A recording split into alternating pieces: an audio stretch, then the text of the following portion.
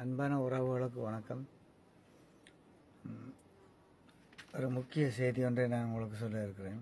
அதாவது இன்டர்நெட் வந்து சரியான முறையில் பாவிக்க முடியாமல் இருக்குது. சரியான சிலோ அதை நாங்கள் நிப்பாட்ட போகிறோம். நிப்பாட்டி போட்டு புதிய இன்டர்நெட்டுக்கு போக போகிறோம். இன்டர்நெட் ப்ராட்பேண்டு போக போகிறோம். அதாவது பழைய ப்ராட்பேண்டில் இருந்து புதிய ப்ராட்பேண்டுக்கு மாற்ற போகிறோம். பழைய ப்ராட்பேண்டை நாங்கள் எப்படி நிப்பாட்டலாம்?